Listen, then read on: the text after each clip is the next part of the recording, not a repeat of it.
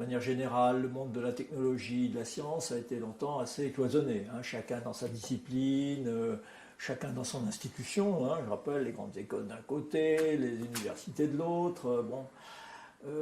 Là, vraiment, l'esprit général du projet de Paris-Saclay, c'est de dépasser tous ces cloisonnements. On vit pour les autres et par les autres, et donc cette volonté d'échange, et pas uniquement avec le milieu universitaire, pas uniquement avec nos partenaires, mais d'échange également avec les collectivités, avec la population, avec la société, et ce bâtiment qui mixe des zones d'espace public et d'espace privé, de l'espace de l'école et de l'espace des citoyens, dans lequel le citoyen va voir ce que fait l'école et l'école va être en contact avec le citoyen, pour moi c'est une très très grande réussite. Et avec ce principe qui fait qu'il y a une géométrie d'ingénieur qui va porter les activités de l'école, et puis une rue, des espaces passants qui vont nous ramener dans la ville, dans la collectivité, dans l'histoire.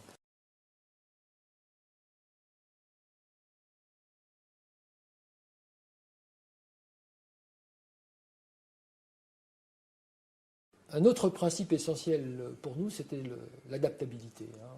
On peut l'exprimer de différentes façons, flexibilité, instabilité.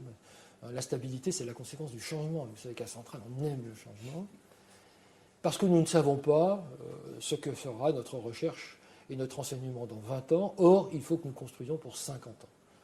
Donc, nous avons demandé aux architectes de réfléchir à un bâtiment qui puisse s'adapter et qui puisse suivre nos besoins. Autrement dit, que ce soit pas au personnel et aux élèves de l'école de s'inscrire dans une structure qui est donnée, mais que les personnels et les élèves de l'école puissent exprimer des besoins et que le bâti puisse évoluer ou s'étendre en fonction de ses besoins.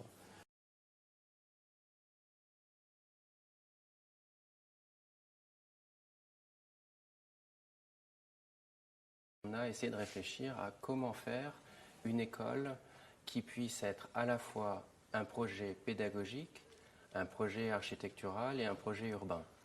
On a imaginé un projet qui serait organisé autour de la même trame de la ville que nous organisons sur le quartier du Moulon et d'inventer une grande halle qui est une trame structurelle. Cette trame structurelle finalement organise un vide commun à l'école centrale sur lesquels est organisé les différents univers de connaissances, organisés donc par des laboratoires, des unités de recherche, des unités de travail. Et finalement, ça permet d'inventer un désordre créatif pour initier à l'idée que les connaissances doivent être partagées et des mises en situation pour l'école et le devenir du savoir de l'école. Et donc, dans cette trame, finalement, des laboratoires généraux, le projet pédagogique est accompagné à l'idée qu'il peut y avoir un bloc central. Ce bloc central est finalement le lieu des connaissances générales.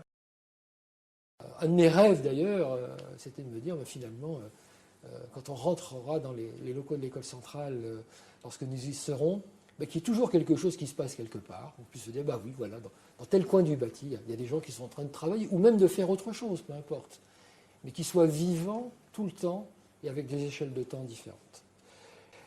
Je trouve que la résonance qui a été proposée entre la partie urbanisme du projet et la partie architecture est absolument remarquable. Autrement dit, on a conçu le bâti dans un environnement, et cet environnement n'a pas été donné, cet environnement, il est construit, et il est construit pour favoriser l'échange.